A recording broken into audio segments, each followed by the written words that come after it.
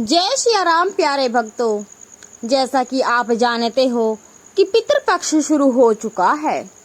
तो आइए जानते हैं कि पितृपक्ष में अपने पितरों को कौन सा भोजन खिलाना चाहिए और भोजन में क्या नहीं खिलाना चाहिए। तो भक्तों, हर साल पितृपक्ष भाद्रपद मास की शुक्ल पक्ष की पूर्णिमा तिथि से शुरू होकर आश्विन मास की कृष्ण पक्ष की अमावस्या तिथि तक होता है। इस साल पितृपक्ष 17 सितंबर मंगलवार को शुरू हो गया है और 2 अक्टूबर को समाप्त होगा। पितृपक्ष 16 दिनों तक रहता है। इस दौरान मनुष्यों को अपने पितरों की संतुष्टि के लिए बहुत से उपाय करने चाहिए। जो भी श्रद्धा से अपने पितरों की मुक्ति की कामना करता है, उसके पितर उसके सुख समृद्धि का आशीर्वाद प्रदान करते हैं। हमारी भारतीय संस्कृति में पूर्वजों का आशीर्वाद पाना बहुत ही अत्यंत आवश्यक है, क्योंकि पितरों के आशीर्वाद के बिना किसी भी कार्य में सफलता प्राप्त नहीं होती। जो पितरों को श्राद्ध नहीं करता, उसका कुल नष्ट हो जाता है। संतान की प्राप्ति नहीं होती, और अगर संतान की प्राप्ति नहीं होगी तो कुल का नष्ट तो होना तय ही है। और जो अपने पितरों का श्राद्ध और तर्पण करता है, वह संसार के सभी सुखों को भोगता है। भगवान विष्णु से वरदान प्राप्त करके पितृपक्ष के दौरान पृथ्वी पर आकर अपने प्रियजनों को आशीर्वाद प्रदान करते हैं। वे अपने प्रियजनों द्वारा सम्मानित होकर बहुत आनंदित होते हैं और उनके द्वारा बनाए गए भोजन से संतुष्ट होकर दोबारा से पितृलोक में लौट जाते हैं। किंतु यदि कोई व्यक्ति पितृपक्ष के दौरान अपने पितरों का आदर सत्कार नहीं करता और उन्हें भोजन नहीं कराता, तो पितर रूठ जाते हैं। इससे मनुष्यों को पितृदोष का सामना करना पड़ता है और पितृदोष के कारण उसे बहुत दुख उठाने पड़ते हैं। गरुड़ पुराण में कहा गया है, किसी तीर्थ स्थान पर पितरों के तर्पण और श्राद्ध का बहुत ही महत्व है। ऐसा माना गया है कि गया, बद्रीनाथ और प्रयाग में श्राद्ध करने से पितरों को मोक्ष की प्राप्ति होती है। इसके अलावा यदि इन स्थानों पर श्राद्ध करना संभव ना हो, तो घर के किसी भी पवित्र स्थान पर श्राद्ध किया जा सकता है। और हमें यह बात जरूर ही ध्यान रखनी है कि पितरों का श्राद्ध शाम के समय या रात्रि के समय बिल्कुल भी नहीं करना चाहिए। पितरों का आह्वान और पूजा केवल दिन में ही करनी चाहिए, क्योंकि रात्रि में आह्वान करने पर नकारात्मक शक्तियां घर में प्रवेश कर जाती हैं और पितर प्रेत योनि में रहकर घर में आते हैं, जिससे घर में दुर्घटनाएं हो जाती हैं। तो दोस्तों, आइए जानते हैं कि गरुड़ पुराण में पितरों को खुश करने के लिए कौन से उपाय बताए गए हैं जो हमें पितृपक्ष काल में करने चाहिए। पितृपक्ष के दिनों में लोग मृत आत्माओं का आह्वान करते हैं, जिस कारण से पितरों के साथ अन्य प्रेत आत्माएं भी घर में प्रवेश करने का प्रयास करती हैं। यह प्रेत आत्माएं घर में भयंकर शोक की स्थिति निर्माण कर देती हैं। इसलिए पितृपक्ष में अपने घर के मुख्य द्वार के सामने जल का छिड़काव जरूर करना चाहिए। इससे पितृगण अत्यंत संतुष्ट होते हैं और नकारात्मक शक्तियां घर में प्रवेश नहीं करती। पितृपक्ष में पितरों की संतुष्टि के लिए भोजन बनाया जाता है, लेकिन कुछ लोग इस भोजन को केवल पत्र की तस्वीर के सामने रख देते हैं, जिससे पितृपक्ष और पितर इस भोजन को ग्रहण नहीं कर पाते। इसलिए आप थोड़ा सा भोजन गौ माता को, कुत्ते को अथवा कोए को अवश्य खिलाएं, जिससे यह भोजन आपके पितरों को प्राप्त हो। यदि आप किसी कारणवश पितृपक्ष में श्राद्ध आदि कर्म ना कर पाए, तो पितृपक्ष में दक्षिण दिशा में पितरों के लिए एक दीपक जरूर जलाएं और गाय माता को रोटी खिलाएं तथा आप जिस किसी भी स्थान पर मौजूद हो, दक्षिण दिशा में मुख करके अपने पितरों से क्षमा जरूर मांगे। भगवान श्री कृष्ण कहते हैं कि जो मनुष्य अपने मृत परिजनों के लिए तिल का दान करता है, वह समस्त पापों से छूट जाता है और वैकुंठ को प्राप्त होता है। इसलिए अपने पितरों का आशीर्वाद पाने के लिए आप पितृपक्ष में तिल का दान अवश्य करें। पितृपक्ष में पितरों को प्रसन्न करने के लिए उनकी तस्वीर के सामने शुद्ध घी का दीपक अवश्य जलाएं और अपनी भूल के लिए माफी मांगकर उनका आह्वान करें, जिससे आपके पितृदेव आपकी सभी गलतियों को माफ कर देंगे और अपना आशीर्वाद तुम्हें प्रदान करेंगे। यदि आपको आपके पितरों की मृत्यु का तिथि पता नहीं है तो आपको पितरों के लिए सर्वपितृ अमावस्या के दिन श्राद्ध कर्म करने चाहिए। सर्वपितृ अमावस्या को पीपल के पेड़ में काले तिल, सफेद फूल और चंदन चढ़ाने से पितृदेव संतुष्ट होते हैं।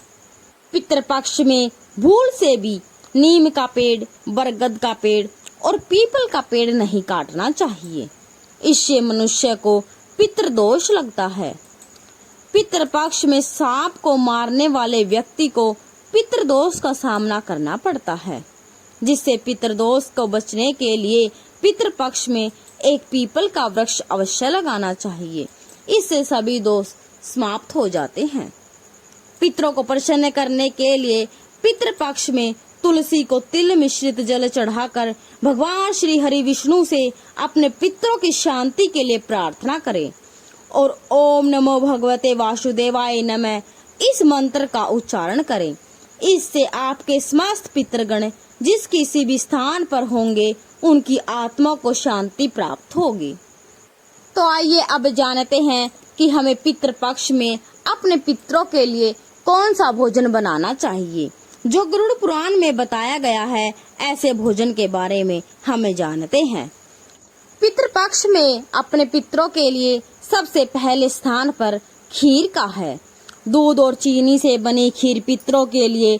अगर आप बहुत सारे व्यंजन ना बना पाएं या आपकी स्थिति इसके अनुकूल ना हो तो पितरों की तृप्ति के लिए आपको दूध और चीनी से बनी खीर अवश्य बनानी चाहिए, जिसमें सूखे मेवे डालकर पितरों को भोग चढ़ाएं और इस व्यंजन से उन्हें सबसे ज्यादा आनंद मिलता है और वे प्रसन्न होकर आपके द्वार से लौट जाते हैं। शुद्ध घी की रोटी पितृपक्ष में पितरों के लिए शुद्ध घी से बनी रोटी अवश्य बनाएं और पितरों को याद करते हुए एक रोटी कौए को और 2 छोटी रोटियां बनाकर गाय और कुत्ते को खिलाएं। इसके आपके पितृगण जिस भी रूप में धरती पर उपस्थित होंगे वे तृप्त होकर आपको आशीर्वाद अवश्य देंगे। कद्दू की सब्जी गरुड़ पुराण के अनुसार कद्दू की सब्जी पितरों को अधिक प्रिय होती है। कद्दू को सात्विक व्यंजन माना जाता है और श्राद्ध अथवा प्रसाद में अक्सर परोसा जाता है। अगर आप भी श्राद्ध का भोजन बना रहे हैं तो कद्दू की सब्जी अवश्य बनाएं और पितरों को आह्वान करते हुए उन्हें अर्पण करें।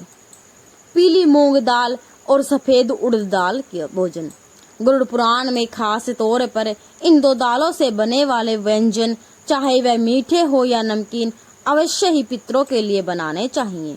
अगर आप उनकी श्राद्ध तिथि पर इस व्यंजन को बनाते हैं तो आपके पितृगण अत्यंत संतुष्ट होते हैं। इसके अलावा गेहूं से बनी पूरी, मीठी गुड़ की रोटी, मीठे केसर वाले चावल, काले चने और बेसन से बनी चीजें भी पितरों के लिए बनाई जाती हैं। इन चीजों से पितर बहुत ही प्रसन्न होते हैं और वे उन्हें ग्रहण करते हैं। कुछ लोगों के मन में संशय होता है कि पितृपक्ष में पितरों के लिए भोजन कैसे बनाना चाहिए।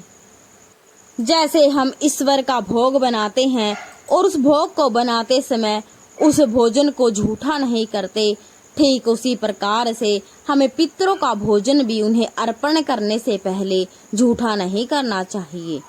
भोजन बनाने से पहले पूरी तरह से शुद्ध होना आवश्यक है। बिना स्नान किए पितरों का भोजन नहीं बनाना चाहिए। इसके अलावा जो स्त्री मासिक धर्म में हो उन्हें उस समय पितरों का भोजन नहीं बनाना चाहिए, क्योंकि ऐसा भोजन पितर स्वीकार नहीं करते। पितर भोजन बनाने से पहले रसोई घर को गंगा जल से स्वच्छ करना चाहिए और यदि गंगा जल उपलब्ध ना हो तो साधारण जल छिड़क कर रसोई को पहले शुद्ध कर लेना चाहिए। इसके बाद ही भोजन तैयार करना चाहिए। भोजन बनाने से पहले और बनाते समय ओम पितृदेवाय नमः का जाप करते रहना चाहिए, क्योंकि पितृ ही हमारे घर के देवता होते हैं और वे हमारे लिए भगवान के समान होते हैं। तो उनकी पूजा और भोजन भी भगवान की पूजा और भोजन के समान ही होता है। तो आइए जानते हैं कि पितरों के लिए हमें कैसा भोजन नहीं बनाना चाहिए। कई लोग यह मानते हैं कि उनके पितरों को मांसाहार भोजन पसंद है, लेकिन उन्हें पितृ श्राद्ध पर मांसाहार बनाकर अर्पित करना चाहिए, किंतु ऐसा करना अनुचित है। आपके पूर्वज पितृलोक में प्रवेश करते हैं तो उनका भोजन सात्विक हो जाता है, इसलिए पितरों के लिए केवल सात्विक भोजन ही तैयार करना चाहिए। तामसिक भोजन जैसे कि प्याज, अदरक और लहसुन का उपयोग भी श्राद्ध भोजन में नहीं किया जाना चाहिए, क्योंकि पितृ ऐसा भोजन स्वीकार नहीं करते। पितृपक्ष के दौरान कभी भी किसी बुजुर्ग का अपमान नहीं करना चाहिए, इससे हमारे पितृ अप्रसन्न हो जाते हैं और हम उनके आशीर्वाद से वंचित रह जाते हैं। पितृपक्ष में अपने बड़े बुजुर्गों को सम्मान देना चाहिए और उनके हाथों से दान धर्म कराना चाहिए। ऐसा करने से मनुष्य को श्रेष्ठ फलों की प्राप्ति होती है। ये अब जानते हैं कि पितृपक्ष के दौरान कौन से कार्य नहीं करने चाहिए। शास्त्रों के अनुसार पितृपक्ष में पितृ देवता घर पर किसी भी रूप में पधार सकते हैं, इसलिए घर के द्वार पर आए किसी भी पशु या व्यक्ति का अपमान नहीं करना चाहिए। दहलीज पर आने पर किसी भी शख्स को भोजन कराए और आदर सत्कार करें। खासकर यदि घर के द्वार पर कोई गाय माता या कुत्ता आता है तो उसे कभी भी धुतकारना नहीं चाहिए, बल्कि उनका सम्मान करना चाहिए और उन्हें भोजन अवश्य खिलाना चाहिए। गरुड़ पुराण के अनुसार किसी तीर्थ स्थान पर पितरों के तर्पण और श्राद्ध का विशेष महत्व होता है। ऐसी मान्यता है कि गया और बद्रीनाथ या प्रयाग में श्राद्ध करने से पितरों को मोक्ष की प्राप्ति होती है। इसके अलावा जिन लोगों को विशेष स्थान पर श्राद्ध करना संभव नहीं, वे घर में भी किसी पवित्र स्थान पर श्राद्ध कर सकते हैं, लेकिन ध्यान रहे पितरों का श्राद्ध शाम के समय अथवा रात्रि के समय नहीं करना चाहिए। पितरों का आह्वान केवल दिन में ही करना चाहिए। रात्रि में आह्वान करने पर बहुत सी नकारात्मक शक्तियां आ जाती हैं। पितृपक्ष के दौरान चना दाल, सरसों का साग, मांस और लहसुन प्याज आदि चीजों का सेवन नहीं करना चाहिए, अन्यथा आपके पितृ आपसे रुष्ट हो जाते हैं। पितृपक्ष में केवल सात्विक आहार ही ग्रहण करें और अपने पितरों को भी सात्विक आहार ही भोग चढ़ाएं। पितृपक्ष के दौरान कभी भी किसी बुजुर्ग का अपमान ना करें, इससे आपके पितृ रूठ जाते हैं और हम उनके आशीर्वाद से वंचित रहते हैं। पितृपक्ष में अपने बुजुर्गों का और सभी का सम्मान करना चाहिए और दान धर्म करना चाहिए। ऐसा करने से मनुष्य को श्रेष्ठ फलों की प्राप्ति होती है। जो व्यक्ति पितरों का श्राद्ध करता है अथवा पितरों की पूजा करता है, उसे भूल से भी उस दिन व्यसन नहीं करना चाहिए, अर्थात शराब आदि नशे से दूर रहना चाहिए। पितरों की पूजा करनी है, क्योंकि नशे की अवस्था में पितरों का श्राद्ध करने पर पितृदेव हमसे रुष्ट हो जाते हैं और आशीर्वाद दिए बिना ही वहां से चले जाते हैं। तो इस प्रकार से आपने पितरों की पूजा करके आप उनका आशीर्वाद प्राप्त कर सकते हैं। दोस्तों, आपने जाना कि पितृपक्ष में हमें कैसा भोजन बनाना चाहिए, कैसा नहीं बनाना चाहिए, क्या करना चाहिए और क्या नहीं।